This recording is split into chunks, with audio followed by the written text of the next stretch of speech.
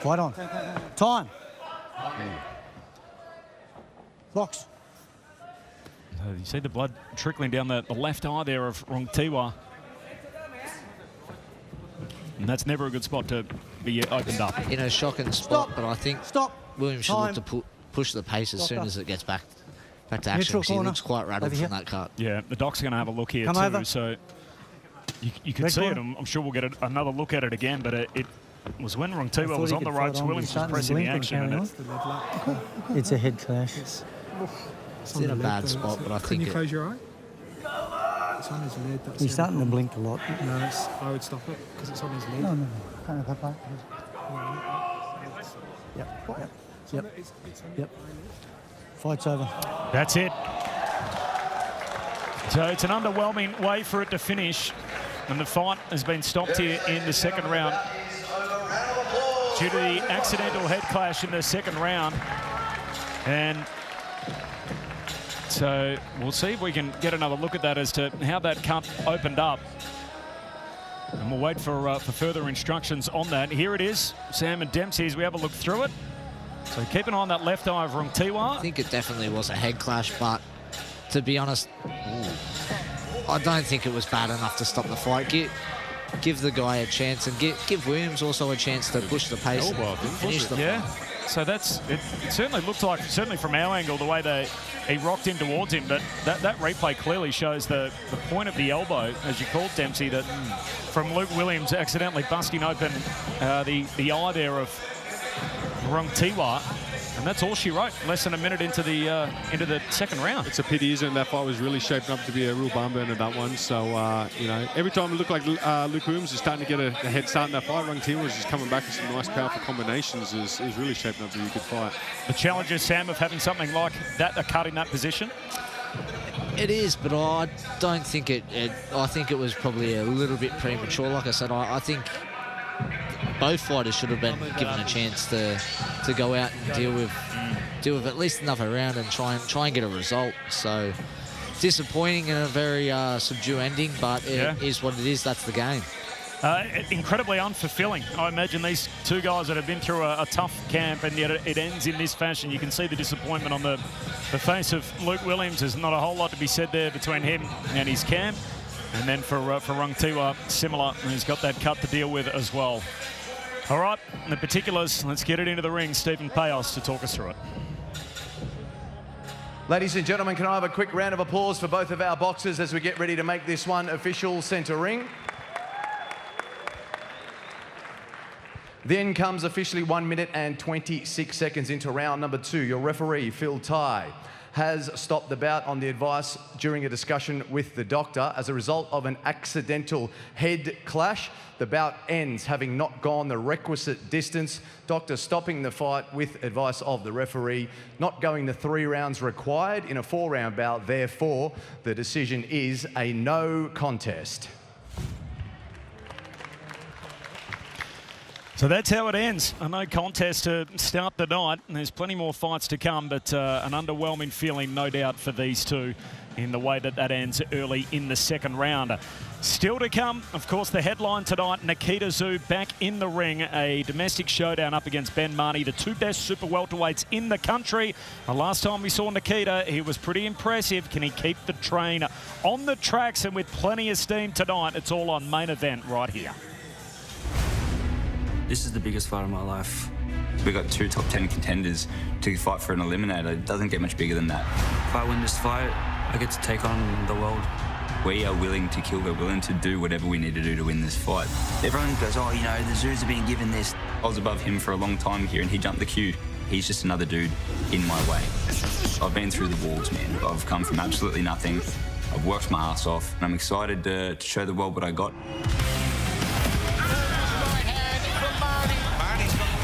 I broke a dude's jaw. That is horrific. He got a bit lippy, and I showed him who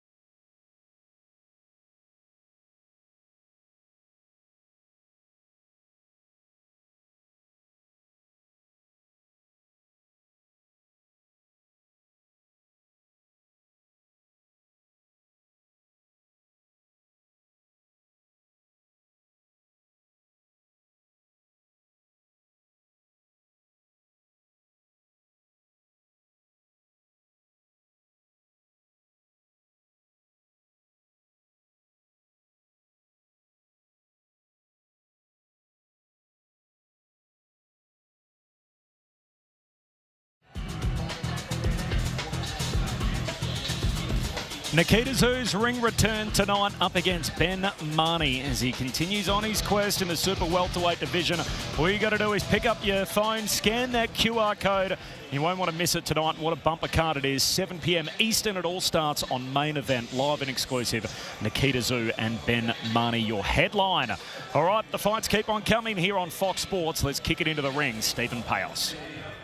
Ladies and gentlemen, back once again here, centre ring. Boxing fans, it's now time to welcome out our boxers for the next bout of our preliminary card. First of all, to my right, it is ring walk time. Boxing out of the red corner, hailing from the Philippines, this is Jubert Buhat. Yeah!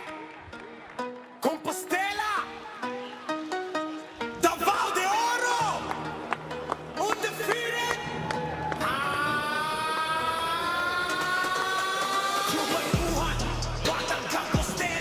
The man that goes by the moniker of the Vampire. He is a very live dog, as we say in the fight game. Upset-minded, out of the Philippines. His first bout out of his home country. He's the current national interim super bantamweight title holder.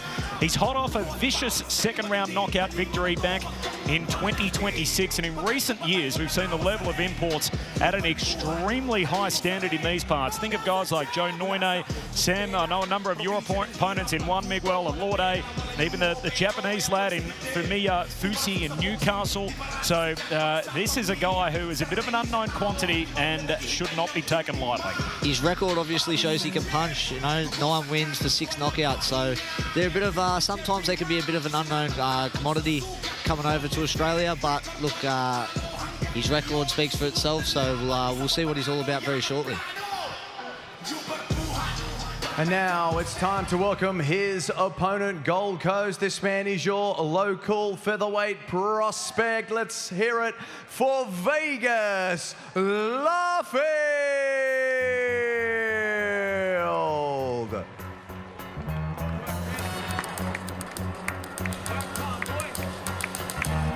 Tumble out of bed and I stumble to the kitchen, pour myself a cup of ambition and yawn and stretch. How about that as a little hat tip to Dolly Parton too.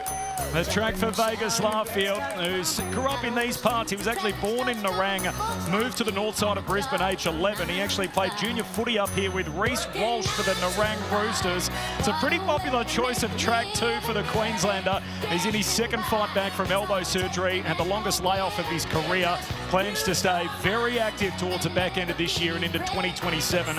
And we know at the lighter weight classes, if you can get on a bit of a roll, you're never too far away from the title picture. So Vegas Larfield carrying the hopes of Queensland in the ring, ready to rumble in the featherweight division. Here is the tail of the tape. Incredibly, still only 24 years of age, Vegas Larfield, despite the fact it feels like he's been around a minute with some high-profile fights to get his career going. He's got the reach advantage tonight and slightly taller than Buhat. And as you can see, both weighed in underneath the featherweight limit yesterday. Boxing fans, here we are, centering time for our formal introductions of the next bout of our preliminary card this afternoon. This bout 6 rounds in the featherweight division. Our 3 judges scoring the bout ringside, John Watson, Trent Van Galen and Phil Austin. This bout is proudly brought to you by No Limit Boxing. First of all, we introduce the man boxing to my right, and he's boxing this afternoon out of the red corner. He wears the orange trunks this afternoon, tipping the scales ready, 56.97 kilograms, with a perfect professional record reading, 9 fights for 9 wins, 6 big wins coming by way of knockout. Hailing from Cavite in the Philippines, presenting Jubert the Vampire Buhat. And now we move across the ring, boxing fans. Time to introduce his opponent. He's boxing out of the blue corner. He wears the black trunks with the gold trim, tipping the scales, 57.11 kilograms. Trainer in the corner, Benny Harrington, with a professional record reading impressively 15 fights, 14 wins, 1 loss, 10 big wins coming by way of knockout. Originally hailing from Nerang and now residing on the north side of Brisbane Brisbane, Queensland. Here he is, your featherweight prospect, presenting Vegas Larfield. When the action gets underway, referee Phil Tye. I've given you clear instructions in the change rooms. I need you to fight within the rules, obey my commands, but most of all, protect yourself at all times. Touch gloves. Good luck to both of you. Two blue chip guys in their respective countries, both reached a similar fork in the road for the winner tonight. We'll put them on the fringe of that world-class level, and who knows, perhaps in the not too distant future, in title contention in the featherweight division. Corbin Middlemass, Dempsey McKean, Sam Goodman on the call, and Buhat out there, the visitor out of the Philippines in the light trunks, and Vegas Larfield in the black trunks with the gold trim. First of 6 rounds, just over 57 kilos, in and around your neighbourhood. Sam Goodman, just a division north of where you're currently residing. What are you on the lookout for early here?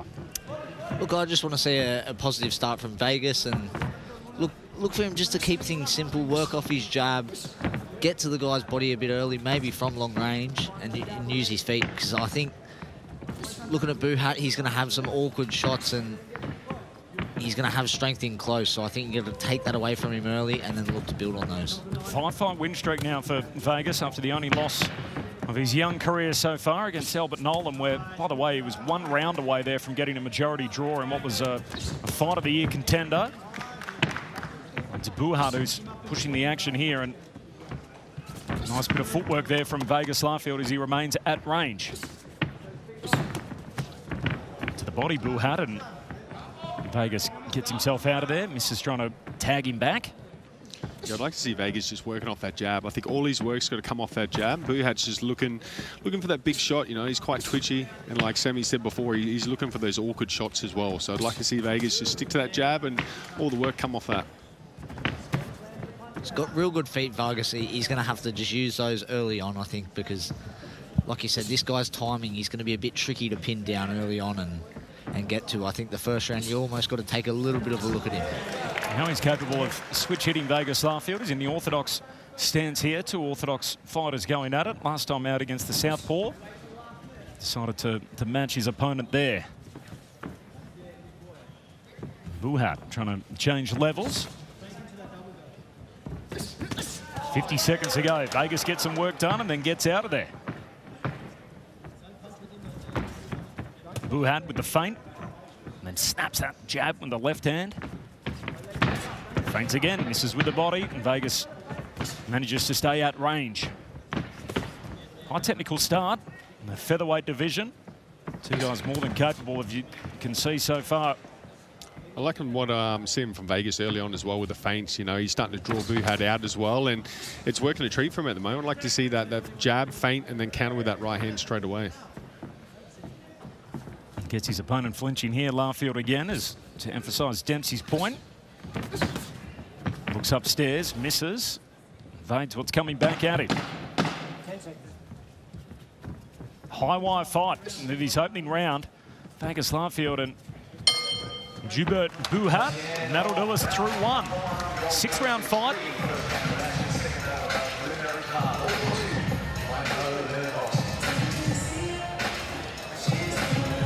We'll have a listen in Vegas Larfield's corner with Benny Harrington, his head trainer in the ring. It's got to be strong. Okay. So he seems to be looping the right hand to the body more than the overhand, okay? But be careful because it will start to come over. Yeah. See how as you're hitting him with that feint and he's giving you a different look? He'll open his hands up. More feint, until he stops believing you. Then he'll go to the double guard and he'll stop reacting to it. Then you can work off your feint that way, all right? Good work, good touch. Just keep building into it. He's going to that body so that you can drop your hands. So keep your hands up. He's trying to draw you into the trap. Yeah. Good work. You good? Good work. Stay awake. Yeah. That was really good. Pretty calm in the corner. The All-Star Boxing crew. I know you spent some time there during the week, Sam. Yeah, absolutely. Real good corner led by Benny Harrington, and real good advice there. Once him using those feints and those little foot feints, just going to allow Vegas to start earning some of those bigger shots that he was getting towards the end of the round. So it's all about those little setups with those foot feints and looking to lead off that. They've got a great vibe in that gym at All-Star Boxing. There's feels like the kind of place that's like a family, and yet you're not going to get coddled there either. It's a nice gym with a number of high-quality fighters coming through. Obviously, Liam Wilson, who we're familiar with on this platform. Also home of Jai Dixon, too, is the newly minted gold medalist at the Commonwealth Games. All part of the same crew at All-Star Boxing under Ben Harrington. Got a massive crew coming out of that gym. Vegas is another one of them, but there's plenty of good boys and really around these weights as well. So there's plenty of good work up there at All-Star Boxing, doing real good things. Buhat trying to bring him up from the floor there, and Larfield saw it coming, got out of the way. What's impressed you so far, Dempsey? I just like Vegas. You know, he's nice and sharp with that jab, and he's eating a couple of shots here, but I think it's his footwork as well. When you've got that slight height advantage and those nice loose feet and working with those feints, it's going to go a long way. I like what I'm seeing early on. Buhat just slipped that little uppercut through and then jumped all over him. Larfield able to get out of that tricky situation, and now he's the lead foot back in the center of the ring. Fun one going, second round of 6 in the featherweight division. Nice jab from Larfield. Gets his punches off and then stays at range. Straight back to centering, taking control of the ring space. That's really good awareness right there from Vegas. Blocks a 2-punch combination, Larfield. I think he's starting to read Buhat now as well. You know, every time he lands those straight punches, he knows the left hook and a right hook's going to come straight back. So he's got to get those fast feet, get back out of the pocket, and then come back in straight after. He puts his head on his chest and throws a short right hand to the body. No holding. Buhat tells him to jump back out. He's told to get back out of there and out of the clinch. Buhat to the body. And just right there, when there's nothing really going on, that's where he should be feinting as well. Just working that jab, looking busy. There's nothing going on, just feint, foot feints, hand feints, at least look busy, trying to bait him out. Hit the corner up there too, as that right hand just straight down the middle, a crisp one down the pipe from Vegas Larfield, and more support there from the corner as he does a nice little bit of work on the inside. Now happy to stay there and try to counter Larfield as he's managed to calculate the movements of Buhat, has been well articulated by Sam and Dempsey in the first 6 minutes. Now trying to answer back. There's a couple bounce off the guard there. Buhat looks to the body. Larfield very calm and control. Overhand right, blocked away. Ooh, pushes him back there. So one bounces off the guard, still gets Larfield to retreat in the corner. Buhat looks to the body. And that'll do us. 2 rounds down.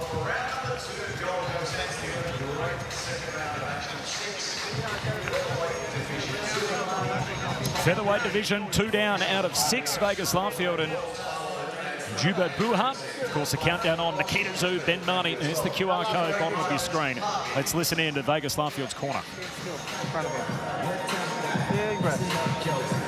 After you make your miss on that first attack, we've got to start capitalising on it now. We've forced him to make the mistake, but we're just leaving it open. As soon as he misses with that shot, touch him with something, okay? The combination probably comes from that, rather than a lead with a combination. Yeah. Lead with a feint or lead with a touch. He falls in, then we can get busy. Okay, not every time. Yeah. Look at his feet, feint him out of position too. Talk us through it. Talk us through that. The highlights here of the second round, guys. What stood out? Yeah, look, we kind of know what Buhat's going to be doing now as well. He's looking for the blood. You know, they call him the vampire for that reason. He's chasing blood at the moment, isn't he? So he's just lunging in. I think he's loading up a little bit too much. I think he needs to loosen up and not try so hard. But Vegas is doing a good job here, and I like that that corner work from Benny as well. Those second phase attacks are going to go a long way here too. Yeah, his work's very erratic, Buhat, I think, and he's getting caught reaching a lot, and that's due to Vegas's good feet. So he's got to keep using those, and like Benny said, set your work up with your foot feints and then look to get on with your combinations after that. Have you ever done any work with Vegas, Sam? I haven't, but I've had a few of my mates in the gym. Jackie Newman, he's done plenty of work with Vegas when we've come up to Queensland a few times, and both boys have put in stellar work. So real high-level stuff. Buhat looking to the body there, and he's got Vegas on the retreat using the perimeter of the ring. See, that was better by Buhat there. He didn't really lunge in. He wasn't trying too hard. He was just loose with his shots, and they landed clean. Don't hold. Oh, geez, another home run right hand over the top from Buhat. Throws a couple, and Vegas able to try and turn him, and the referee steps in to separate them. Oh, as I mentioned earlier, bringing them up from the floor. Buhat. He's trying to find a home for that home run right hand. Can't quite get it through, and Larfield seeing it come in at the moment. that's where Vegas has got to get control of his feet again and get back to using that and changing that space a little bit, mixing up your defences between your hands and your feet. Gets back behind the jab here. That fight controlling range for Vegas Larfield. Setting box so far superbly off the back foot. Yeah, you can see Vegas. He's starting to slow down with the feet a little bit here. Maybe he's starting to tire a little bit, but you can see Buhat's starting to have a bit more success here now that Vegas is slowing down. So he needs to loosen up a little bit. I think just a little bit of complacency as well, looking to slip and looking to use your hands a little bit more. Yes, if he does make him miss in those ranges, he's got more chance to get on and land those counters, but you are putting yourself in a much bigger threat with a power puncher like this. Yeah, definitely. It's a good round by Buhat so far. How easy is that to do when you go out there and you've got a defensive mindset from the start, then all of a sudden you land a few, and not that you forget it, but certainly the priority then becomes trying to land as opposed to getting out of the way. Definitely got to look to be positive, but I think at times as well you've got to get back to, when you've got someone being a bit erratic at times and stuff, you've got to start again, you know. It's a nice bit of work. Can't hit every ball for 6. Yes, that's a nice bit of work from Larfield as he slips some punches and then tags Buhat up top. After Buhat had his best moments of this fight in the opening half of the round. And again, a right hand up top from Vegas Larfield, slipping, staying out of punching range. Big uppercut. Buhat on the inside.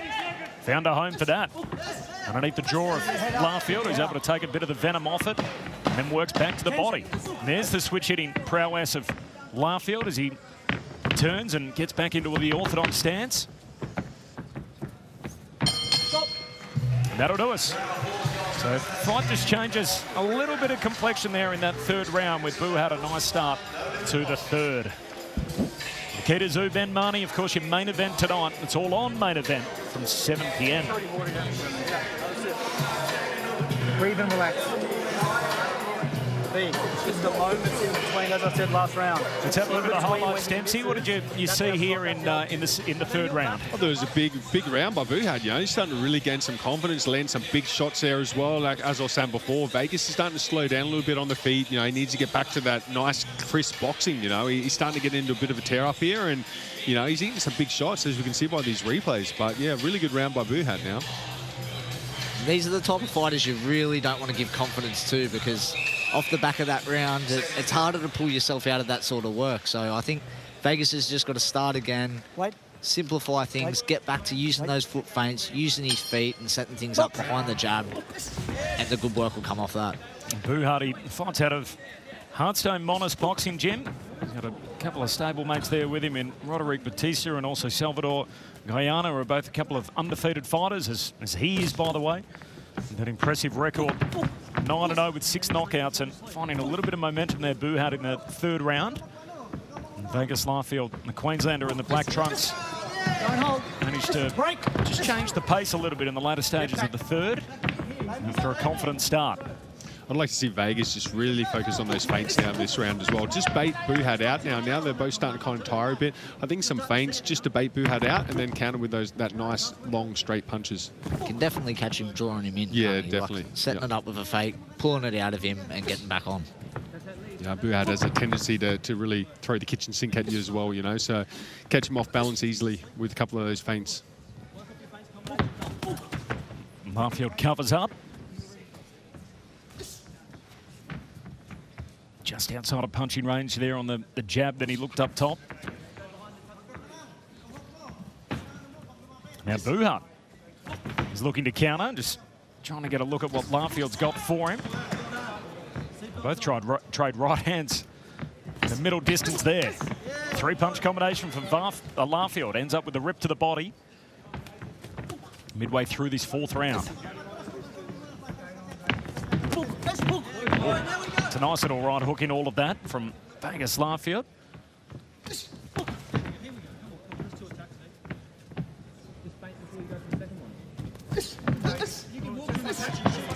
Couple of punches up top, covers up. Buhat, who was very active in that third round, not quite the same level of intensity here in the fourth. It's a bit of tit for tat here at the moment, isn't it? Larfield's kind of having a turn, then Buhat's retaliating with his combinations. They're taking in turns at the moment. I'd like to see a few more like second phase attacks, you know, working off the angles a little bit here. At the moment, it's just each having a go at each other. Here's a big right hand behind the feint from Vegas Larfield. Tries to do a little bit of work on the inside. Gets the guard up. Blocks that overhand right from Buhat.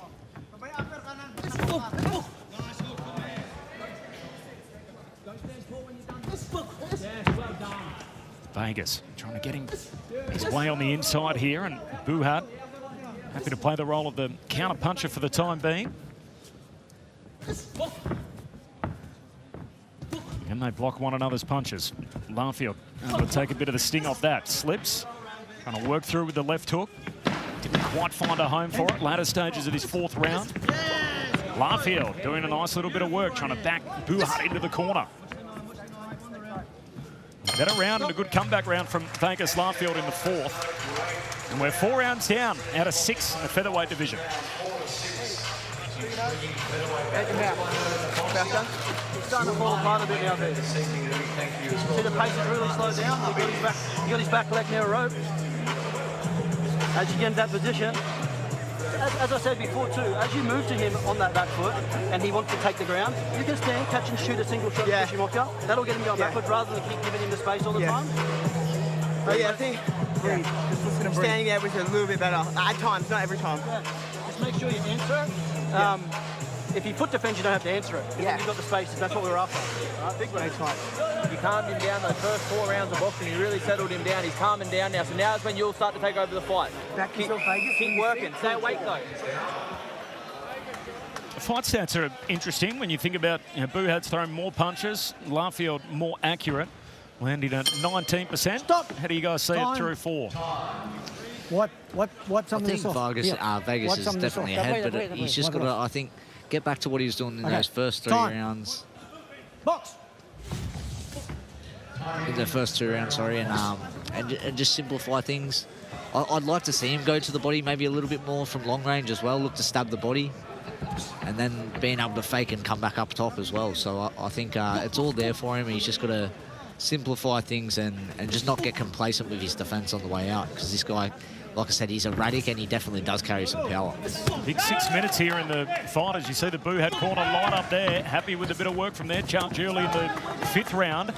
Vegas Larfield on the back foot on the retreat.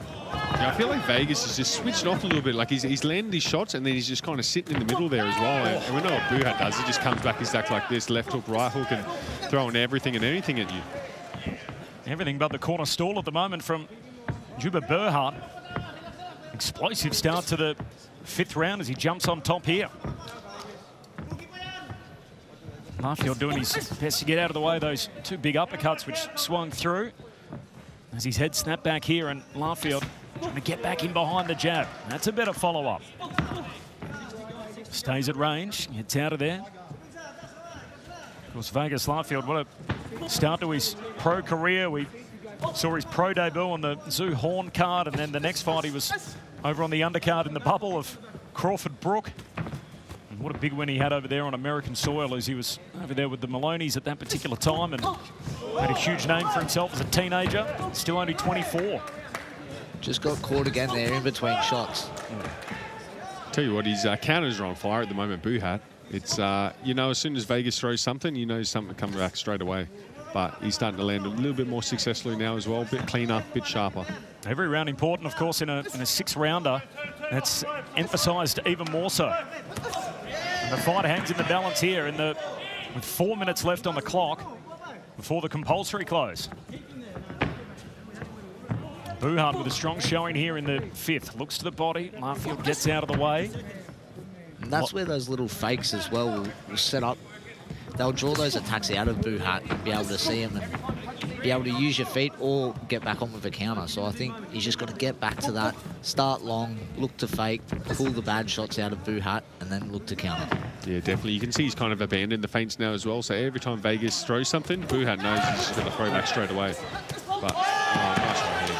It's a good follow-up from Vegas Larfield, and now he's the one pressing the action as he pushes Buhat into the corner. And Larfield, who was trailing for the majority of the round, finds a bit of a spark here in the last 30 seconds. Buhat trying to cover up.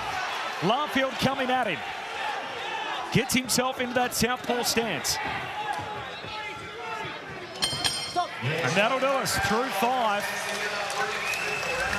And a bit of momentum into the corner for Vegas Larfield. One more round, buddy. There's something out of nothing. Head forward. Magnificent round of actions. We're going to the sixth and final round.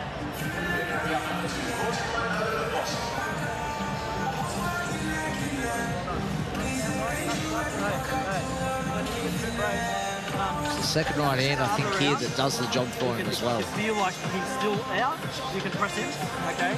He's certainly playing defense early in the round, wasn't he? And then finished with a huge flurry in the last 30 seconds.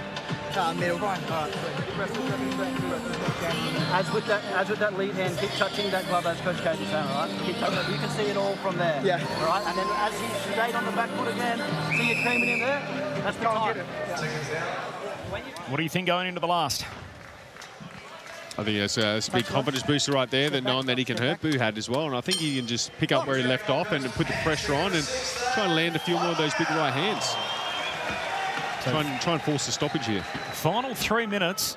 Vegas Larfield and Jibba Buhat in the featherweight division. It's been a pretty entertaining fight thus far. Oh, Larfield again up top. You can see the sweat just bounce off the head of Buhat. And Larfield again, the trademark footwork which underpinned the way he started this bout.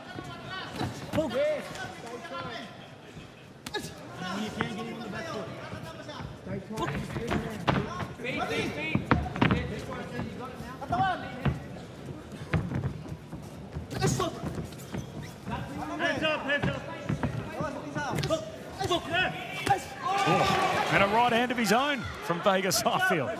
Thudding punch which comes over the top and caught Buhat by surprise. The Filipino trying to answer back. He's just got to look a bit busier after he does some good work, Vegas. I think he walks away from the things he does well after that and almost gets a bit complacent, which allows Buhat to come back in swinging. So I think after he does his good work, he's got to get on, look like he's preparing his next attack. So he'll be ready to draw something back out of him. So stay there, and is that what you want to see from him? Stay in punching range and... definitely not stay in punching range, but get behind your lead hand, look like you're gonna capitalise on the good work you've done. Yep. Let's see what we can get from Larfield here in the last 80 seconds or so, and what was a huge moment latter stages of that fifth round is it was able to turn the tide in that round. Buhat started the fifth like he'd been shot out of a cannon. Larfield got something to land on the inside and again snaps the head back of Buhat here in the latter stages of the sixth. Don't hold. Don't hold. Stop. Stop. Stop. No. No. Box. Pretty clear instruction from the referee there. He's not standing for any of that.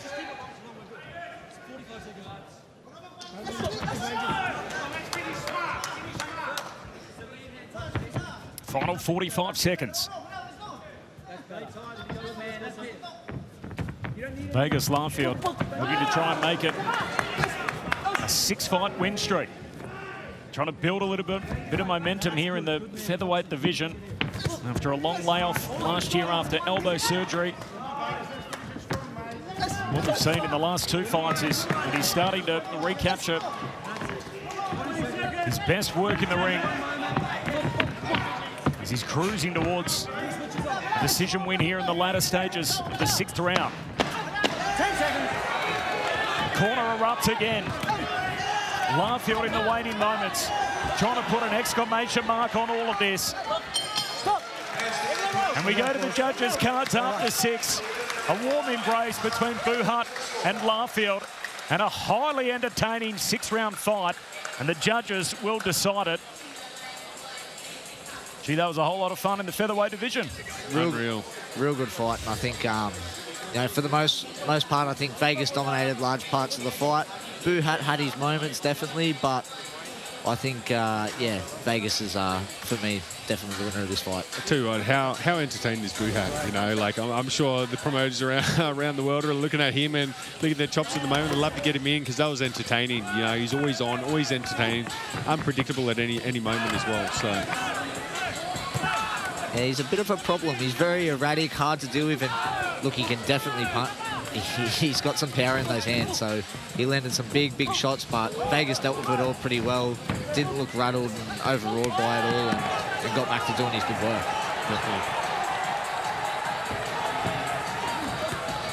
What's he capable of, do you think, Vegas Larfield in the featherweight division?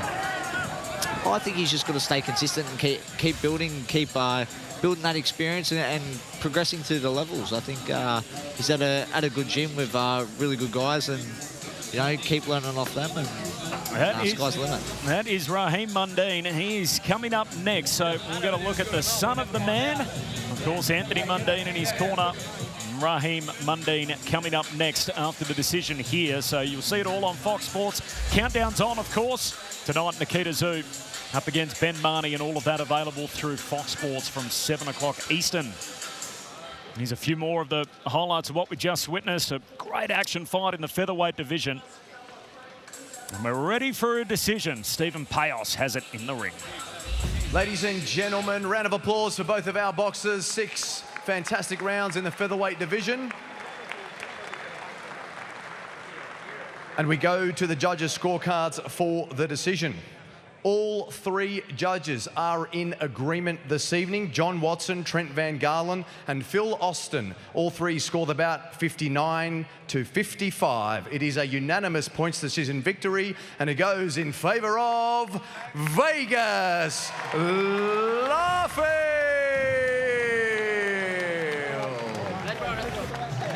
The momentum continues to build for Vegas Larfield. That is 6 consecutive wins for him and puts him on the precipice. Let's see what he can do next at regional and perhaps world level after that in the featherweight division. The blue chipper out of Queensland. Coming up tonight, speaking of blue chippers, Nikita Tszyu steps it up again. 1 versus 2 in the Australian super welterweight division. It is Nikita Tszyu and Ben Mahoney on main event.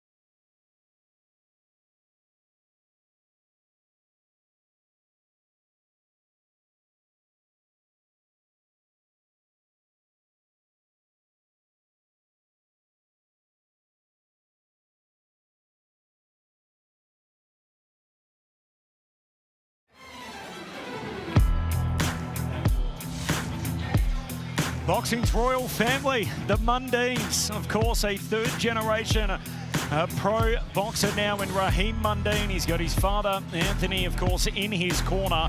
And it is coming up right now. The man they call CJ Chock Jr., Raheem the Dream Mundine, is on our air right now here on Fox Sports. Let's take you into the ring and Stephen Payos. Back once again, ladies and gentlemen, time to welcome out our boxers for the next bout of the afternoon. First of all, from the red corner, let's welcome to the ring, Jay Larson. I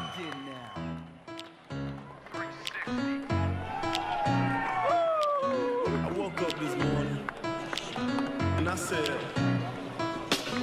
you know, there's no backward steps there. Jay Larson on his way to the ring, the 26-year-old Queenslander. He's had a mixed experience in his pro career so far. He's had a defeat, a victory, and a split draw. So 1-1-1 is his record. Can this be his breakout moment? Doesn't have the same promotional push as Raheem Mundine. The camp's made it pretty clear they're here to play spoiler tonight and derail the Mundine hype train. Now it's time to welcome his opponent, boxing fans. To my left, out of the blue corner, here he is, Raheem Mundine.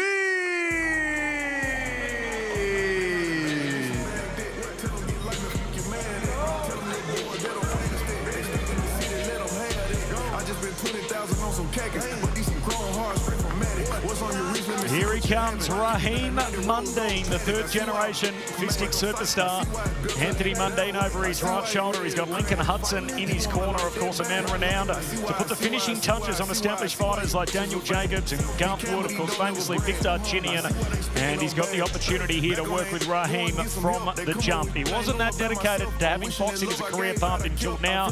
You think about a couple of other, second, third-generation stars like Tim Tszyu, who was really thought of as a bit of a novelty early in his career until he wasn't, and then all of a sudden he was taken extremely seriously. Is the same thing going to happen with this young man, Raheem Mundine, as we see him again tonight on our air here on Fox Sports?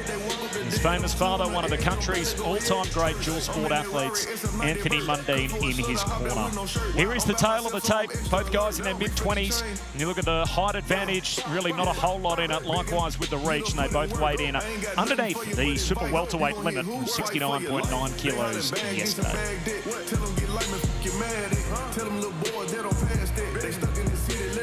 Ladies and gentlemen, time to move on to our official introductions. 5 rounds in the super welterweight division. Our 3 judges scoring the bout ringside: John Watson, Trent Van Galen and Phil Austin. This bout is proudly brought to you by No Limit Boxing. First of all, we move to my right. We introduce the man boxing out of the red corner. He wears all black this evening. Weighed in 69.57 kilograms. Professional record that reads 3 fights, 1 win, 1 loss and 1 draw. Hailing from right here in Queensland, presenting Jay Larson.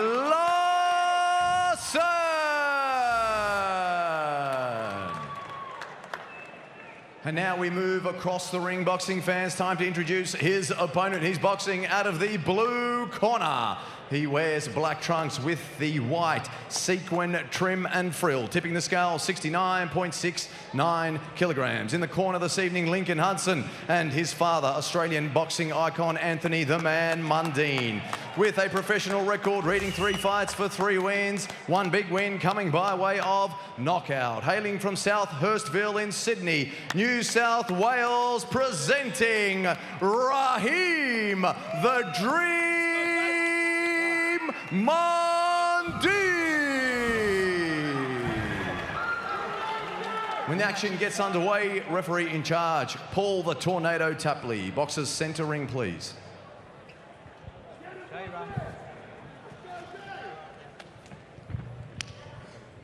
Okay, fellas, I spoke to you both in the dressing rooms. I want a good, clean fight. Protect yourselves at all times and obey my commands at all times. Touch gloves. Good luck to both of you. Last time he was here on this platform, he had that outing in Newcastle up against Lance McDonald. Is there a chance for Raheem Mundine to get a second chance at a first impression tonight after the mixed reviews in Newcastle. Here he is on the Gold Coast at a venue where his father has famously fought for and defended world titles in the past. He's Raheem Mundine, the son of Anthony Mundine, in the boxer gear, which is nostalgic, I'm sure, for fight fans everywhere around the country. Here is Chock, of course, watching on in his corner. And Jay Larson, he's out there to play the role of spoiler tonight. Larson, the Queenslander. Raheem, of course, following a similar path to his father. He went down the rugby league journey, played underage footy at St George Illawarra, and then found himself in the New South Wales Cup with the South Sydney Rabbitohs before a serious hip injury, transitioned into the fight game. And early on in his boxing journey, Raheem Mundine out at the pro ranks for just the 4th time. Imagine, given the age profile of both you gentlemen, you would have spent a fair bit of time watching Anthony Mundine growing up. Absolutely, that's between Chock and Denny Green and Daniel Gill. They were that was my childhood in boxing, growing up with watching Aussie boxing. So plenty of memories seeing the boxer gear out in the ring tonight. You watch Raheem too. He's almost a split image of his father as well with his style, isn't it? The kind of looping lead hook and the long guard as well. So some nice jabs there as well from Raheem. You've got Anthony's reactions in the corner. You got Raheem in the middle, in the early stages of his fight career. Put the lead uppercut. You've got the hands low. Watch your heads. Work out of it. Come on, get your hands free. Watch the back of the head. Paul Tapley gives him an opportunity to try and punch out of that in this opening round.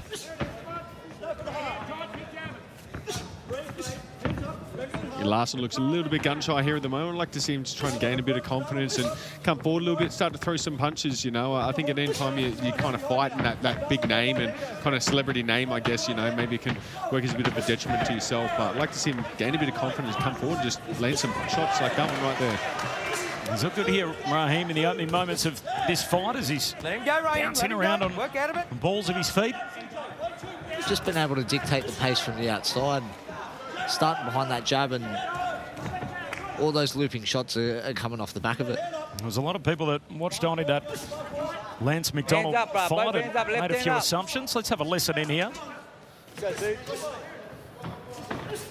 CJ. Got 30 to go, 30 to go, baby.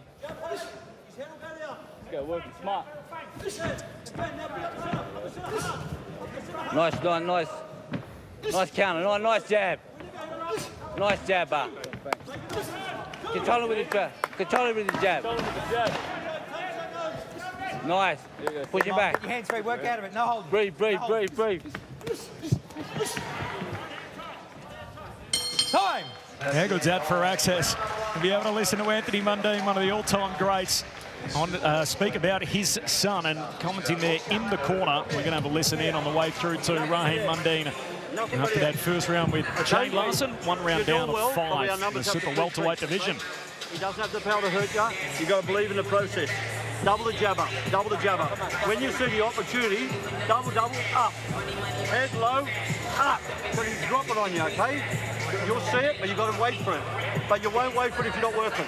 Get busy basketball, get busy with the jab. You understand me? Get some water. Are we there? Yeah, I think you did. But hey, don't rely on silliness. Go out there and do what you do best. Jab, move those legs. Hey, when you jab stiff up the centre, he's got no answer. Yeah, hold up, quick, game up. Two very interested onlookers, Anthony Mundine in the corner, and there's Danny Green, part of our team tonight on Main Event. And it's a story that really sells itself. You mentioned, Sam, the amount of fight fans that were really grown out of following that rivalry, and as someone that was born in the early 90s, I was no different to be able to grow up around that time. And just so happens, here they are at this stage in and around the fight game. They've got 2 sons who are both in the professional ranks.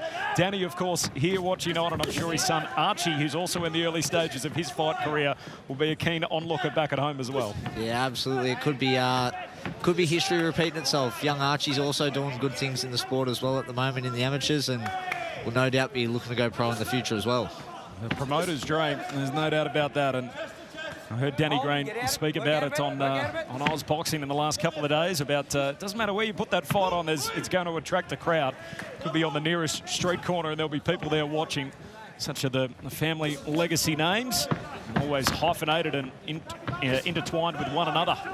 Definitely, I think it'd be the Aussie version of the English Bank and Eubanks trilogy fight as well, wasn't it? So having the sons fight each other, it's it's a huge market for that as well.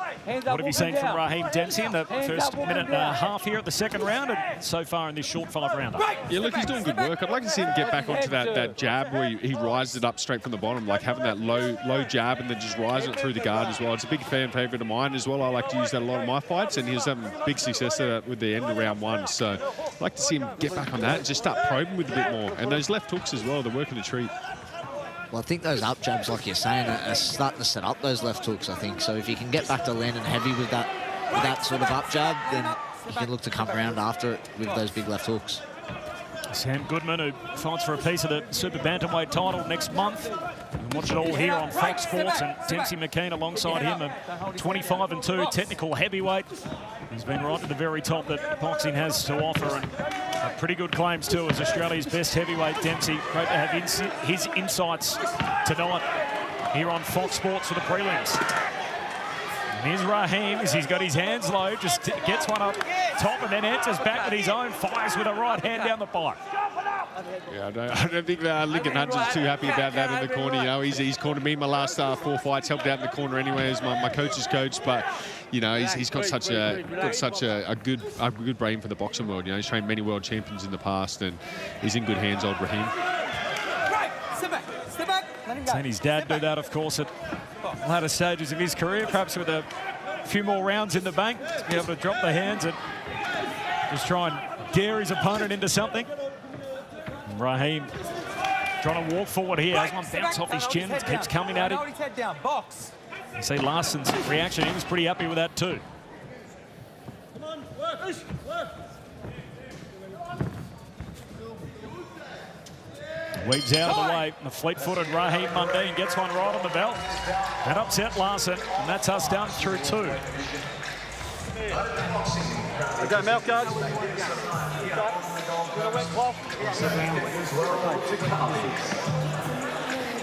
Yeah, where you want to go? Lean forward. Lean back. Hey, don't allow rounds to be close because I'll take it away from you, right? Don't allow the judges to take it away from you. So what you got to do is be smart. Now listen, when you're jabbing, you've got to go forward, right? And you can't do singles, you've got to do multiples. And the other thing is, look for the uppercut, he's there. But when you throw the uppercut, drop down and body shot. He's there. CJ, you heard him twice and didn't go on with it. How's your win? How's your win?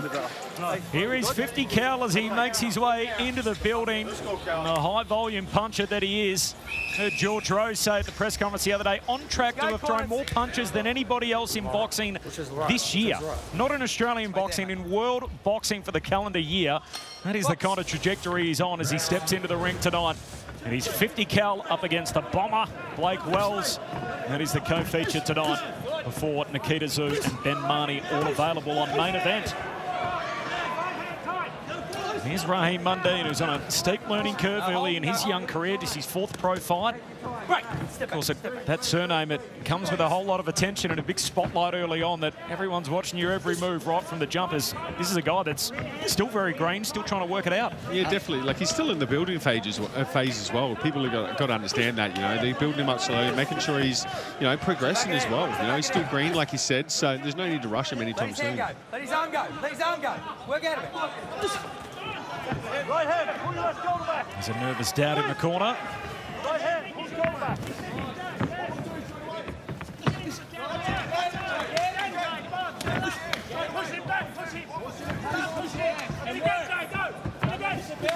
Feels like every single time we take a shot at the corner, he's in a different stance. Anthony, he's letting off some of that nervous energy. Bit of switch hitting in the corner. He's fought in this building a couple of times himself against Pablo Nieves in particular, where he defended his super middleweight strap back in 2007. Fought 7 times on the Gold Coast Chalk across the course of his career. I think Larson is just starting to come forward a little bit too much. I think Mundine needs to try and just hold his ground and push him back a little bit. He can't let Larson just keep coming forward like that and picking him off at will. His work's just getting a bit smothered, isn't it? It's getting tangled up in those close quarters. I'd like to see him keep his frame a little bit more too and maintain his height, not lunging and leaning forward too much, you know. That starts to tire you out a little bit when you're constantly leaning forward and having to straighten yourself back up again. I saw those numbers in the corner too, where he's taken a A few punches clean upstairs so far, and that's where Raheem's been landing more so than to the body. Again, trying to get a curling left hook in there. And Larson happy to chat to him all the way through, so he's not deterred, hops back in, trying to lean on the chest of Raheem. Right! Step back! Step back! Don't hold his head down. Uppercut this side, uppercut this side.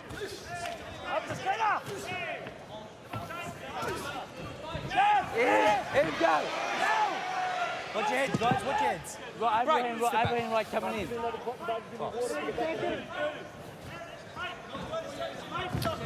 Corner imploring him to hop on Larson. Raheem, after hurting him on the way through, just stung him inside. And you heard the instruction from Lincoln Hudson in the end of the second round that he said, look, you had him hurt a couple of times and you didn't follow up. Sensing there might have been another moment there. Larson keeps coming forward. Work out of it, work out of it. There's one tough Queenslander, the 26-year-old. Jay Larson playing the role of the other guy in there tonight up against Raheem Mundine. 8 years into his fistic journey, Jay Larson.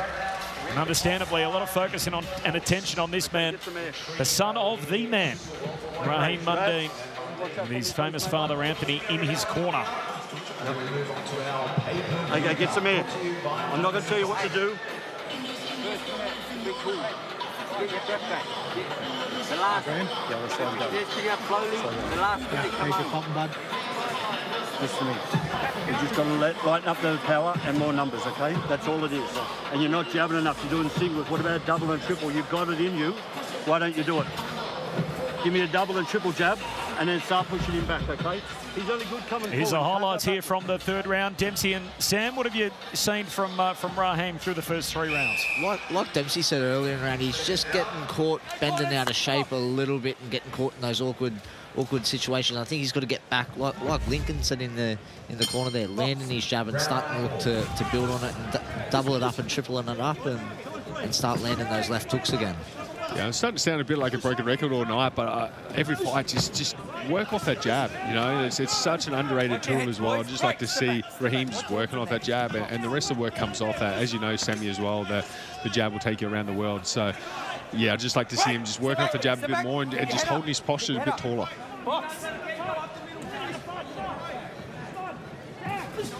Sometimes doing the simplest things right and doing them consistent. It's one of the harder things to do, but it's what wins you all these from fights from the start of your career to the end of your career. Especially when you start getting tired. It looks like Raheem's starting to breathe a little bit heavy now as well. And it's funny because when you get tired, people tend to go for the bigger shots more often, where you should be conserving that energy and working off that jab a bit more and catching your breath behind that jab.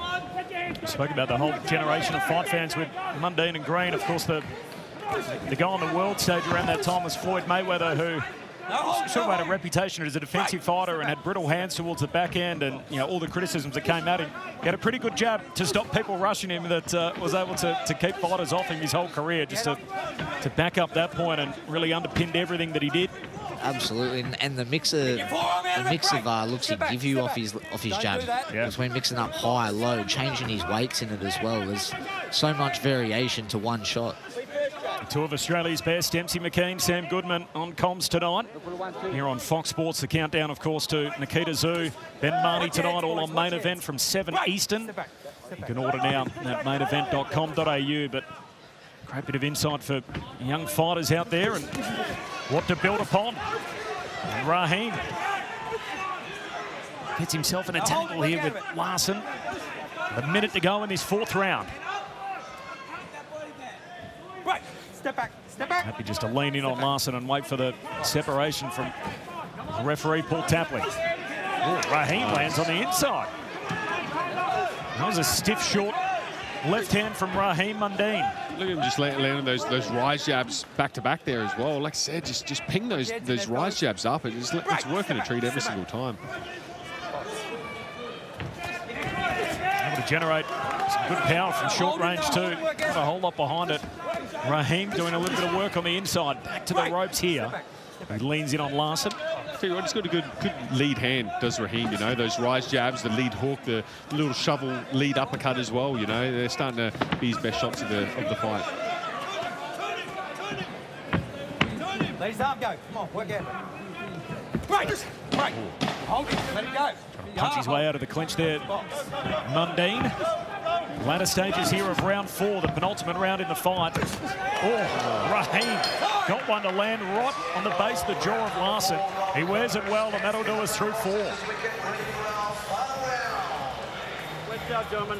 Well, on the back of his neck, on the back of his neck. Now, I'm going to be as clear as I can be. You've got to give me 3 minutes of your time to win this, yeah? You've got to win this round. You've got that? You got that? Let's have a look at his last shot again, right on the bell. Boom.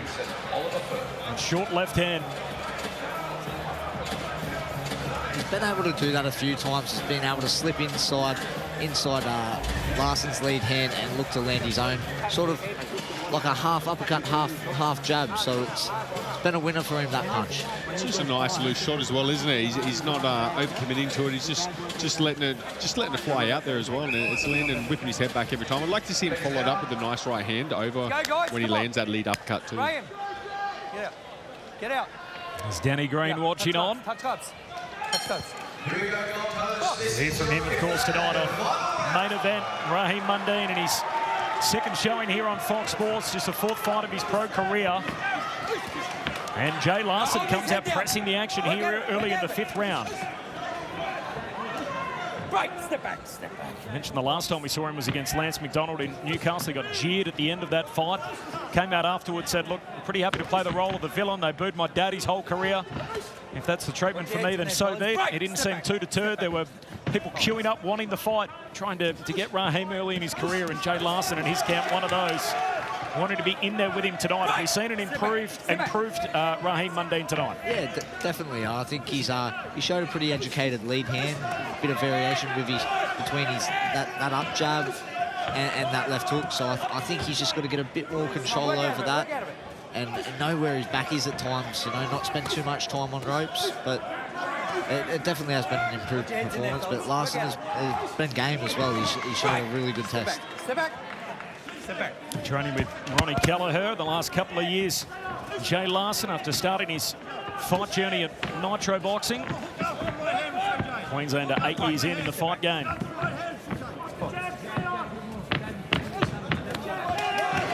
There we go, lands a right hand up top. Corner erupts. Just got to be careful about bending out of shape there as well. Maintain his composure and look to keep his back off the rope here. He certainly wants every bit of it, Larson. He gets a right hand to land up top and pokes his tongue out on the way through. Here we go, Larson keeps coming forward. Not going to just allow Raheem Mundine to cruise to a finish here at the end of 5. And Larson pressing the action. It's a close fight, this one too, as well. It's just going to come down to which one of these boys wants it the most as well. I'd like to see Raheem just trying to push forward a little bit more. He's taking his foot off the gas a bit, especially for the last round. And Larson says, come here, let's stand head to head, chest to chest, right in the middle of the ring and bang, looking for a bit of rock and sock and robots. And Mundine feeling like he can cruise behind the lead, happy to fight at distance. He cuts inside now, lands a 3-punch combo. Let's go, let's go. Larson trying to run him into something big late in the piece. Keep it whip, keep it whip, keep it whip, keep it whip, keep it whip. Right, step back. What do you wait? What do you wait? What do you wait? Right, step back, step back. No knockdown. No knockdown, the ruling. Larson trying to claim it. Final dozen seconds here. They tangle up in the waning moments. And what was a pretty fun showing in the super welterweight division. The journey of Raheem Mundine. That family tree, that is dangerous. The branches are thorny. And Anthony Mundine, his son Raheem, 4 fights in, with a nice showing here on Fox Sports, and one which will be decided by the judges. Penny for that man's thoughts. And you'll hear from him tonight, Danny Green. And Jay Larson, hey, hats off to him too. Kept coming forward all the way to the final bell after 5 rounds. Yeah, absolutely. He's as game as they come, Larson. Really, really close fight.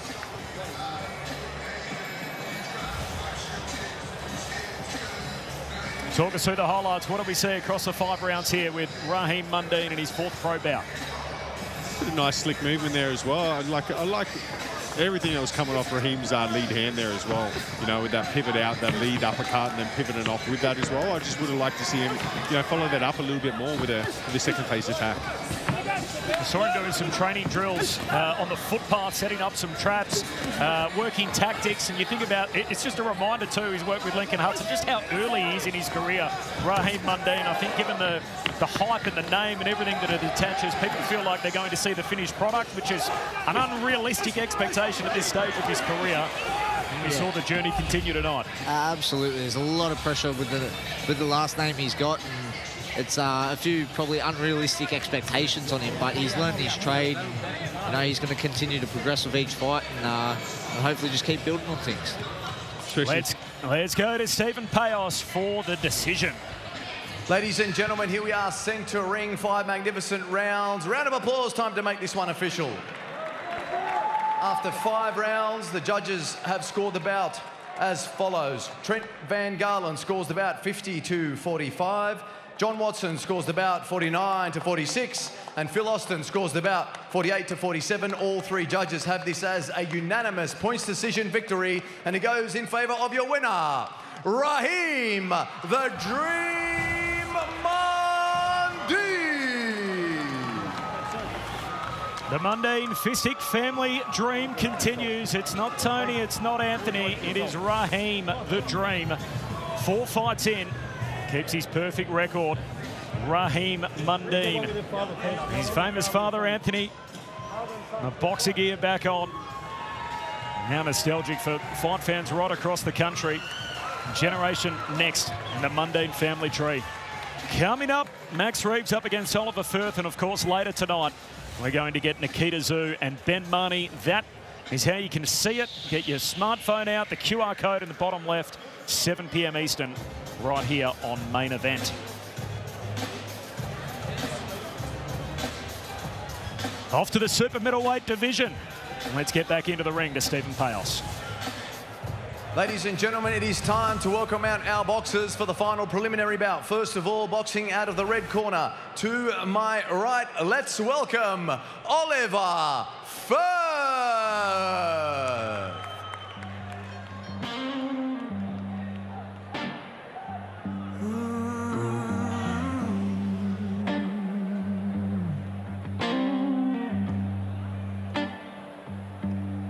Felt I was born for something more, but I'm still knocking on a broken door.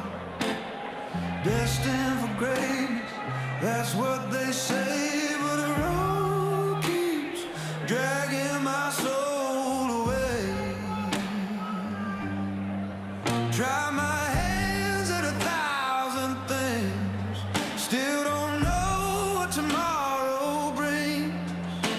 But I won't lay this burden down till the fire in my chest shakes the ground. Every scar I wear is proof I tried. Every dream I lost is still alive. I'm fighting me, the hardest war. Fascinating choice of track as Oliver Firth makes his way out to the ring. He's got Isaac Peach in his corner, of course, from Peach Boxing, who's brought us the likes of Andre Mikhailovich, Jerome Pampalona. Miyamoto, of course, won a super bantamweight belt. David Light, all from the same gym. Isaac Peach said, look, Max Reeves is very good, but he's a gatekeeper. If Oliver's good enough, we'll win. We need to find out where we belong. The track that he walks out to, I'm fighting me. The hardest war, the fight in the end is me versus me. And now let's welcome his opponent. Ring walk time for Max Reeves.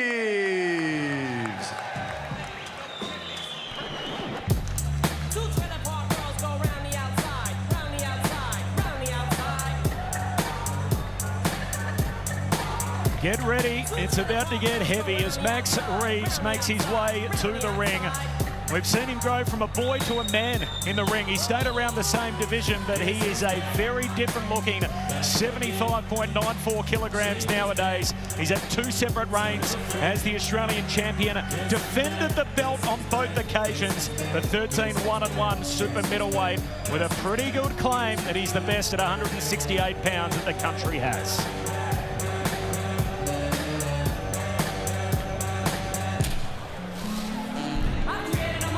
Ladies and gentlemen, the next bout, 10 rounds in the super middleweight division. First of all, we move to my right. We introduce the red corner, wearing the white and black trunks, weighing in 76 kilograms even. Trainer in the corner, Isaac Peach, with a perfect professional record, 8 fights, 8 wins, 7 big wins, coming by knockout, hailing from Auckland, Aotearoa, New Zealand, via Yorkshire in the United Kingdom, presenting Oliver Firth.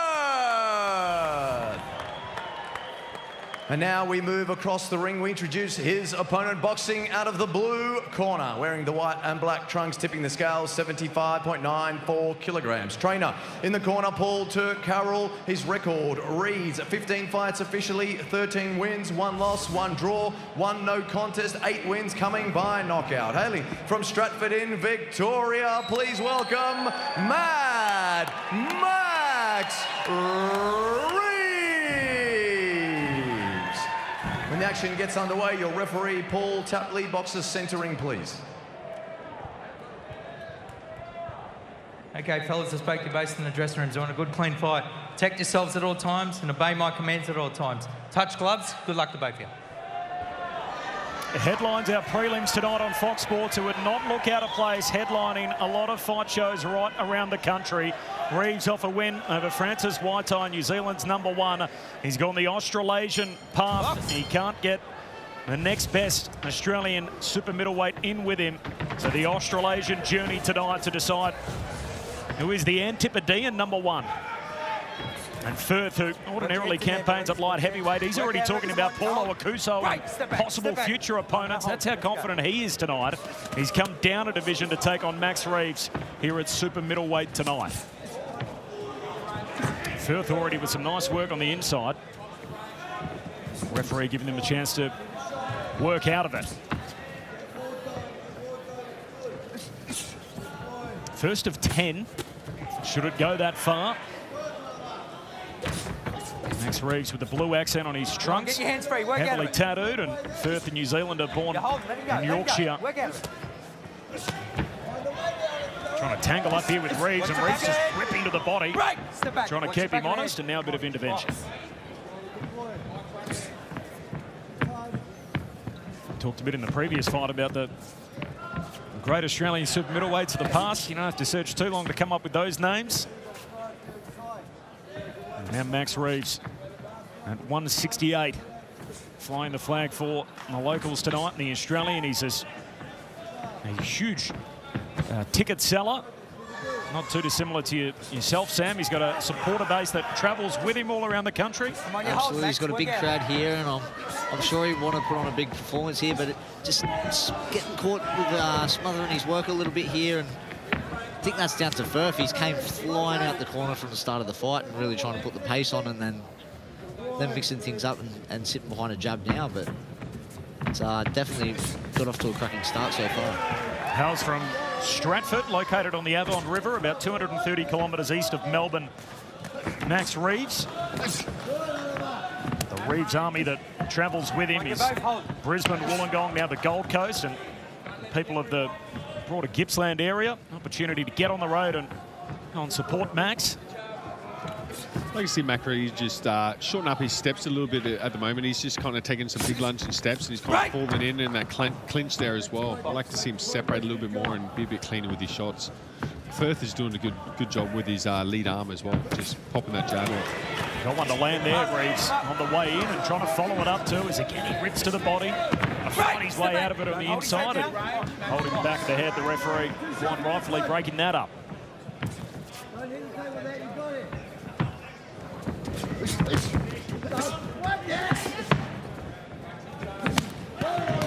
Funny punch on the inside, you heard that. Great view from the corner. Break. Step back, boys. Come on, step back.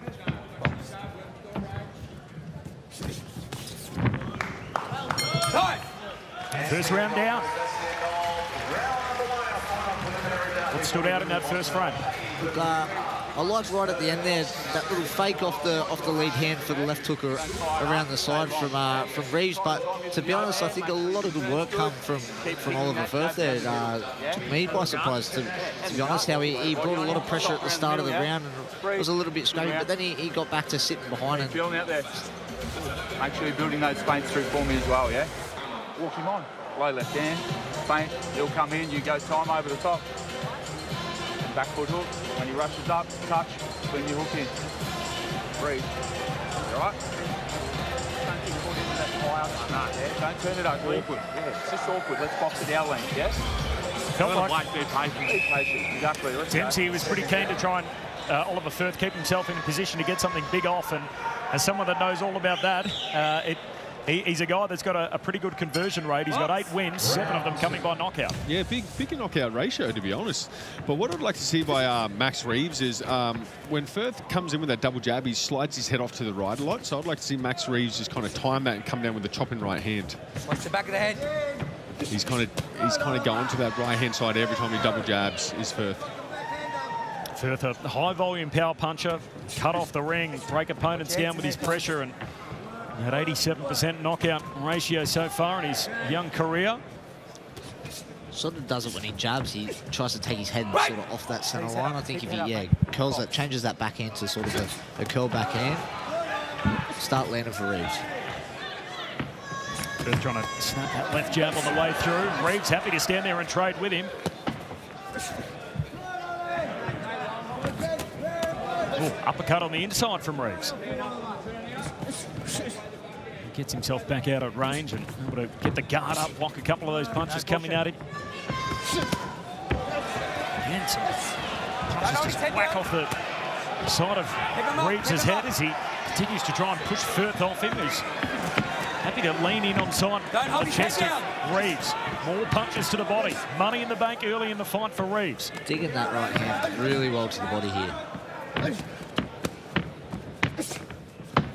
Make sure he's just happy to sit in that pocket and just land those big glancing right hands to the body and up the stairs to the head as well. Surprising, he actually likes sitting in the pocket there and chopping away. Firth down a division for this fight, a light heavyweight in a super middleweight.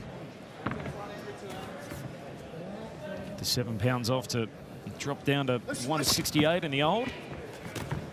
Ooh. Uppercut doesn't quite land for Reeves. Firth again back up behind the jab.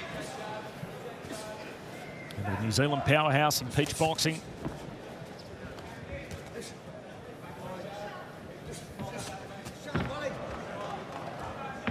He's starting to time that jab nicely as Reeves. He's coming over that right hand and landing that a couple of times now. Right, step back. Watch that hits on the back of the head, boys. Come on.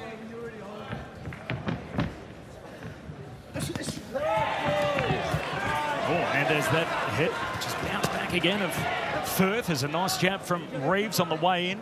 Again, they tangle in what has been a fight that's been traded inside, or really they've traded inside a phone booth for large periods of this fight so far. Both happy to lean in on one another. Really finding good shots with that right hand through the middle and around the sides of the body as well. Done a lot of work to the body, Max Reeves, in the opening couple of rounds. Firth able to get himself out of range in the latter stages here of the second round. So 2 down, going 10 in the super middleweight division. Popular Isaac Peach in the corner, in the pink. We're going to have a listen into the red corner. Settle in. Listen, loosen it up. Listen. When we're inside, we need to stand so that's where we're going to work, but we've got to be sharp in the defense. Okay? Yeah. We're not sharp. We're stepping up. We're kind of getting lethargic. Okay? Breathe and explode. Breathe and explode. Okay? We're going to have to stay in there, and you're going to have to put pressure. You're going to have to go places you've never been tonight. So you know that. Okay? Listen. When you're there, you stay there, and we're going to work. The hands have to be sharper. Think sharp all day. You got me? Yeah. Okay? And focus on the outside. Come on. He said leading in, this is going to be the biggest step up of Oliver Firth's career so far. And you heard Isaac Peach in the corner there say, look, you're going to have to go places you've never been tonight. And trainer reinforcing the step up tonight for him, and what an opportunity it is for the Kiwi. Max Reeves has been world rated with one of the sanctioning bodies in the top 15. The super middleweight division, a huge opportunity for the winner tonight to be really the crowned as good as the region has, and put you right on the precipice of world level with victory tonight. Again, busy. Watch your back of the head. Right! Step back. Don't hold his head down. Come on. Box. So much of this fight fought at close range. What are you looking for in those exchanges? I think definitely in the first minute and a half of the first round had that probably had the advantage in there, but it just looks like he's starting to tire out in there, and Reeves is definitely last round and the start of this round is landing a lot heavier and through the middle and coming back with nice left hooks and right hands back to the body as well. So especially for such a big, rangy guy as well. He's actually generating a lot of power on the inside there. I don't think Firth really wants to grapple and clinch up at all, but, you know, Reeves is looking very comfortable there.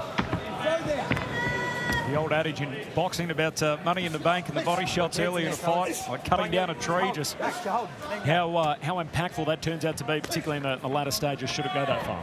Yeah, definitely. You've got to invest in the body early on as well. And you can't just be one-dimensional and just constantly headhunting the whole time. You've got to mix it up. You've got to do your level changes, chop down the body, come upstairs, you know, constantly working and mixing it up. Saw him again there as Firth did his best to try and block that shot to the body, and when he's conscious of that, obviously it opens up the target upstairs. Reeves trying to target that now. Firth with some body punch of his own, and he'll get separated here in the latter stages of the third round. Oh, Reeves again. Some thudding punches on the inside. Once more trying to change levels. Firth with the feint. Reeves likewise. Stiff jab. Managed to get the guard up and block the majority of that Firth. He got a hot start, looked good in the opening round, and was tired a little bit since then. You heard the thoughts of his corner at the end of the round about this is going to be a different gig for him tonight. Firth answers back there. Reeves didn't quite see that coming. Wears one himself. I'll tell you what, I think Firth is starting to kind of tire a little bit. If you're not used to fighting and sparring like this on the inside, grueling and just clenching and your opponent kind of chopping down the body, it's going to take it out of you as well. And I think that's what we're starting to see here. He's starting to slow down due to that. Sit back. Box. Time. 3 rounds done. The super middleweight division. The headline of the prelims. And look who's here. Nikita Tszyu is in the building, and in his own words, Ben Mahoney, the final boss on Australian level in the super welterweight division. It's the first time in 7 years that the Australian #1 and the Australian #2 goes at it. Not since Tim Tszyu up against Dwight Ritchie 7 years ago have we had that at the super welterweight division. We get it tonight to headline on main event. Ben Mahoney, the Gold Coast Golden Boy, up against Nikita Tszyu. And easy to forget too just how early on Nikita Tszyu is in his fistic journey. It's just his 13th or 14th pro fight tonight with a 12-0 record. Yeah, yep.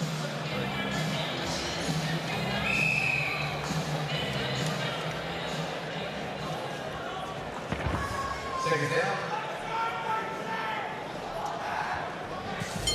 Box. How do you have it through 3, gentlemen? What have you liked in that opening 3 rounds as Reeves comes out, landing here early in round number 4? Definitely think the better work has come from Reeves. He's landed very heavy. He obviously carries a lot of power in that backhand. He's finding a home for it up the middle with that right upcut and definitely to the body. Jeez, come out here like he's been shot out of a cannon in this 4th round. Those predator instincts of Max Reeves. Working away at Firth and happy to get on the inside too, and certainly inside punching range and just leaning in on the body of Firth. Keep him up, keep him up, keep him up. Looks like he's got a bit of blood just trickling from the nose too, the Kiwi. Just swelling under that left eye as well on Firth. But I tell you what, everything Max Reeves is throwing is just 100% power at the moment, isn't it? Just big thudding shots. Like to see him just kind of loosen up a little bit and change that tempo up a little bit, work some speed, and then come back with some big power shots.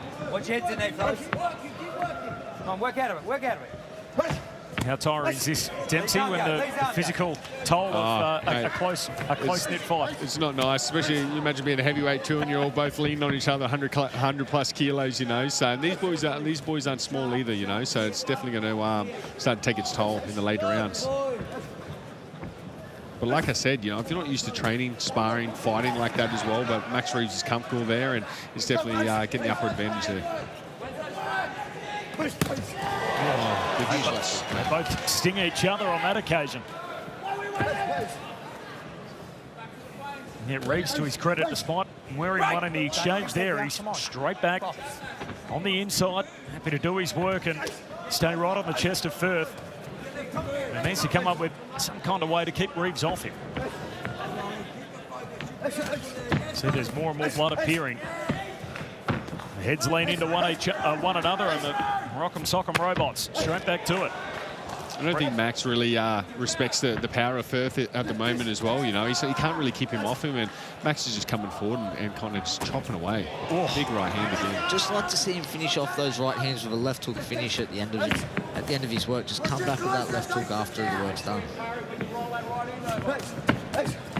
Looks so calm even on the inside of it. Max Reeves with all of that going on and at close range. Oh, straight off the top of the forehead there as he wears that one.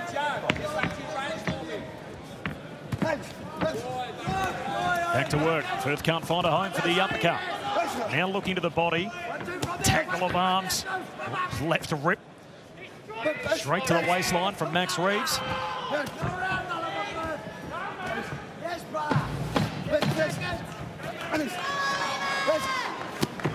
And Reeves throws a three-punch combination to end the round. Time! 4 down.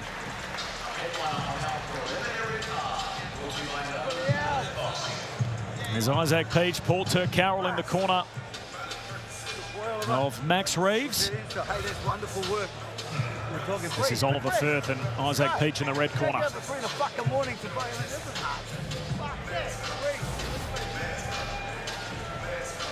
And here's Ben Mahoney, the man they call the Gold Coast Golden Boy. Comes in with his young family, ready to go on the biggest night of his career this evening.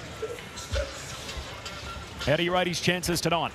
Look, I'm a big fan of Benny, you know, and I'm personally as well. I'm really rooting for him tonight, but he's got a really tough fight ahead of him as well. You know, Nikita's just a superstar in the making as well, big power puncher as well. But I think Benny, if he can just get on the feet early and just box and move, you know, he can have some success there.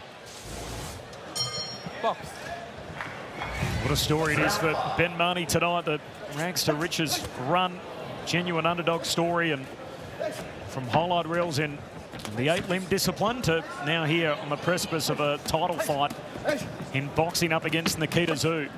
We saw his jaw-splitting highlights and attracted worldwide attention for that, and gets the opportunity in the most consequential bout of his career tonight. The winner has the chance to fight for a belt in the junior middleweight division. All of that coming up tonight on Main Event. The last of the prelims, and then you got to head over to Main Event after that. So 7 p.m. Eastern. It all begins tonight, headlined by Nikita Tszyu and Ben Mahoney. Reeves trying to load something up here. Again, left rip to the body. Found a home for that almost all night. Absolutely. I'd just like to see him bring it up through the middle as well, a bit more as well. Touch the body with one shot, bring it straight back up the middle as well. And I like to see him string his shots together a little bit more. At the moment, it's kind of like bang, bang. He's kind of whipping those shots in slowly, but I'd like to see him string those shots together a little bit faster, you know, some big 3-4 punch combinations. Just a bit one-paced, isn't it? Yeah, exactly.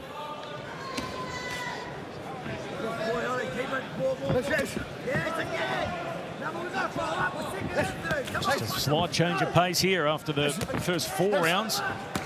Fought almost exclusively in the middle of the ring, and both guys at the kind of range you see now on your screen. It's just a grueling fight, isn't it? Yeah. Both boys just leaning on each other, whipping those shots in nice and close too.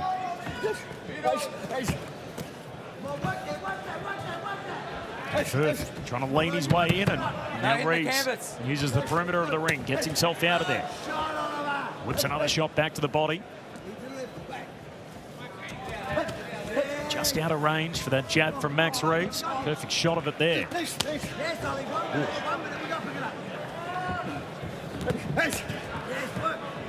Right, step back. Step back.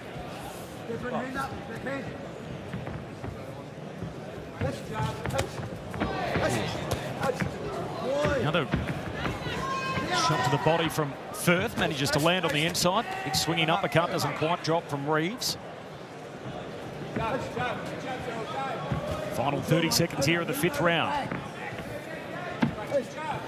Talked about the incredible toll that this style of fight takes on both guys, and seen a slight change in tempo and the tenor of the fight in this 5th round after that grueling opening first 4 rounds. Oh, Reeves again doing some work on the inside. Up top and now to the body. Curling right hook on the way through. There you go, Sammy. You're getting your left hooks after those right hooks there as well. You might have been listening. There it is. And Firth trying to cover up.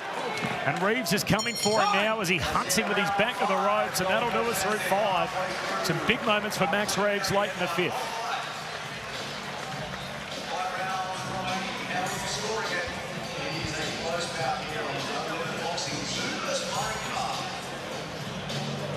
Hey, Ollie, that's what we're doing, right? Yeah. That's what we're doing? Hey, listen. Got to get in close. With those shots. Yeah. Okay?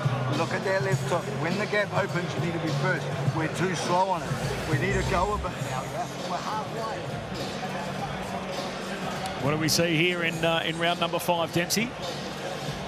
Pretty much what we've been seeing the whole 5 rounds, just in close, both boys up close and personal, and just whipping left hook, right hooks, you know. So I'd like to see a bit more like at range fighting from Max Reeves. Just start to, he's quite fast when he lets his hands go, you know. The double jab cross had some success earlier. I'd like to see him kind of get back at range a little bit more, but you know, it's working for him on the inside. I think the script's sort of been thrown out by both boys, and they're happy to stand in the middle and bang on. So it's been a bit of a war of attrition.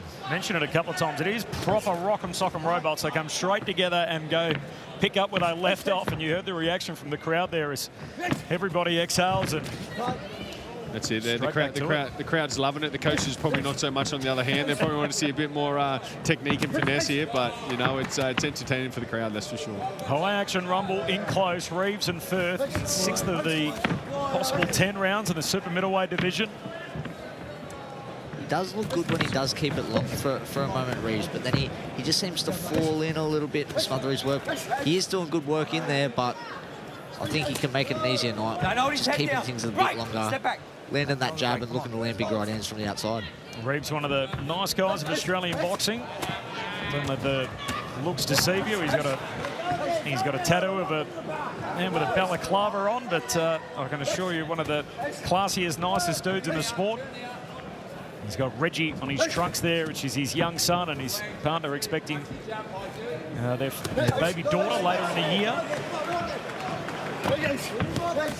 Max Reeves, who for obvious reasons has been likened, given his physical stature and his popularity, to our own Danny Green, who you'll hear from a little bit later on. Big shots. Of course, not just the fact both super middleweights, but similar stature in the way they go about it. First face is starting to tell the story of the fight here as well. It's looking bruised and battered at the moment. The work rate from Firth has also it's dropped a fair bit in this round. I think he's starting to feel the pace of the fight that Reeves is bringing. It's starting to get hit a lot very quickly. To give it to him though, he's in the fight. He's happy to sit in the pocket too and trade it off, but I just don't think he's having the success that Max Reeves is having there too. I've told him. See even the disposition, just how calm Reeves looks on your screen, right in the heart of it. 40-odd seconds to go in this 6th round. Reeves playing from in front, seemingly on the scorecards, at least on our unofficial cards ringside. Firth, as he continues to tire, he's going to have to enter chase mode here and towards the back stretch.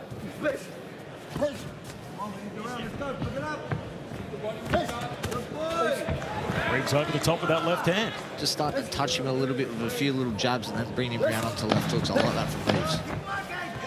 Called for him to box at range a little bit more. Firth trying to get himself going with his footwork later stages of this 6th round. He's got a bit to do, Oliver Firth. 6 rounds down. Take the wheel away, yeah? You noticing it? Breathe, breathe. Look at me. Breathe. Jab. Jab. Exactly. Keep working on that little step out. Keep working that little step out, and then back to the jab. Jab the body, roll your right hand over the top. You're starting to get lazy in here, yeah? Off the line, off the line. Here's Nikita Tszyu watching on. Just entered the building only moments ago, and Ben Mahoney, and it's our main event tonight, live and exclusive on Main Event.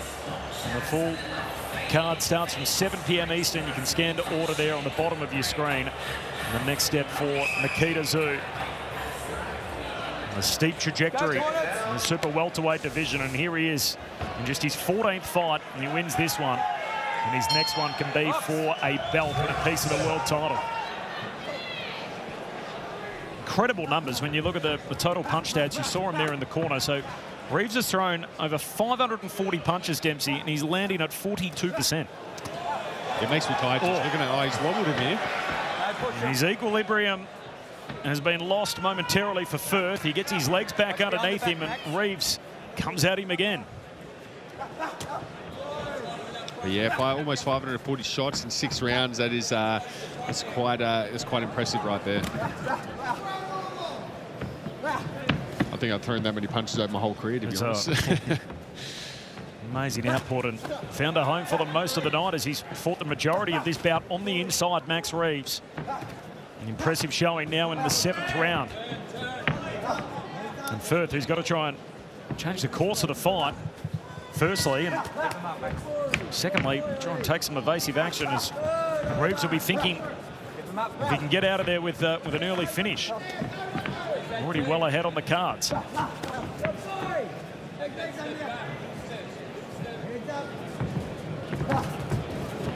Oh, Reeves doesn't quite connect on the uppercut. Talk us through the mindset at this particular stage of the fight. How important is it for him to get a stoppage win tonight? Yeah, look, it's you know, in the end, like, a win is a win. You know, that's what you got to make sure you come in and get it as well. But you know, to get a stoppage, when you've got a dominant performance like this, you just want to kind of pick it up a little bit more and force that stoppage. I think he definitely can if he just puts his foot on the pedal a bit more. He's given him nothing tonight, Max Reeves, and Oliver Firth has to deal with him on the inside for most of the night. It's where he remains as he stalks him in the middle of the ring. Max Reeves looks like he'd probably do another 15, 20 rounds at this pace as well. He's not even blowing heavy at the moment. Oh, again, one which just starts on the body of Firth, this time on his left side. And right rip from Max Reeves. Seen him with the left rip to the body most of the night. Australia's premier super middleweight putting on a show here in the 7th round.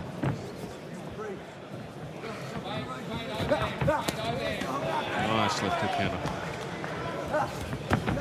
He's definitely started to use his jab a lot more in the last few rounds as well, Reeves. I'd like to see it as the fight's gotten on a bit later. He's looked to keep things a bit longer at times and work off that jab and look to throw shots off it. I mentioned the comparison many have drawn to Danny Green. You talk about good jabs. There wasn't too many that jabbed quite like Danny across the course of his career, as stiff a jab as there was. Now Reeves going to bring that into his repertoire here. It's been an impressive showing so far from Max Reeves. 3 to go.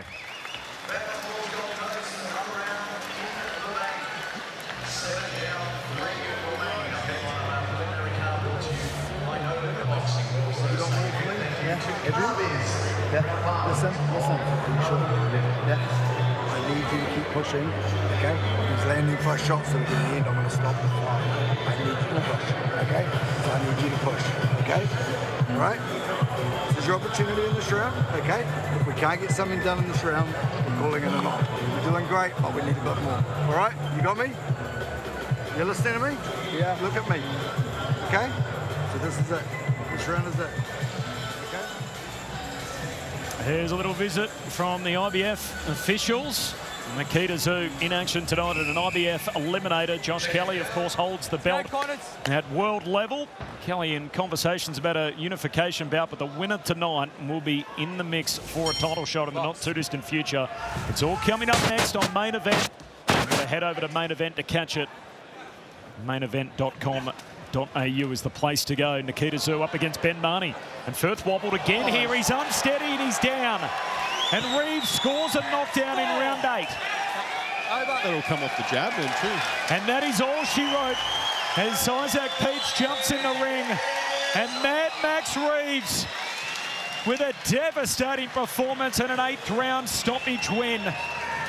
As Australasia's premier super middleweight claims another scalp. That was super impressive from Max Reeves in a fight in which he's thrown 275 punches and landed at over 40%. What a showing from Max Reeves. And I think that just goes to show the all those punches together, you know, to be able to hurt Firth just with the jab here as well, just wobbled him as well. It just goes to show he just took too much punishment in that fight. Keep an eye on the top of your screen as Isaac Peach has had enough. He jumps in the ring there to save Oliver Firth, who was wobbled, lost his equilibrium. You saw him on the staggered legs, and his corner had seen enough. I think I read that as 275 punches thrown. It's nearly 650 punches thrown. He landed 275, so at 42%. What a night from Max Reeves. Crazy high volume puncher. And the first win tonight for Paul Turk-Carroll and his team, of course, Blake Wells up against Callum Peters in the co-main later tonight. Tszyu and Mahoney coming up on Main Event. I think we're ready to go with the particulars, and Stephen Payos is in the ring. Ladies and gentlemen, can I please have a round of applause for both of our boxers here. Magnificent headliner on our preliminary card. Live and free on Fox Sports. Time to make this one official. The end comes 20 seconds into round number 8. We have a red corner retirement. The method of victory is a TKO in favour of your winner, Mad Max Reeves. The pay-per-view component is coming up next through Main Event. That is how you can find it. Nikita Tszyu and Ben Mahoney, the two best super welterweights in the country, live and exclusive on Main Event. Scan to order. It begins right now.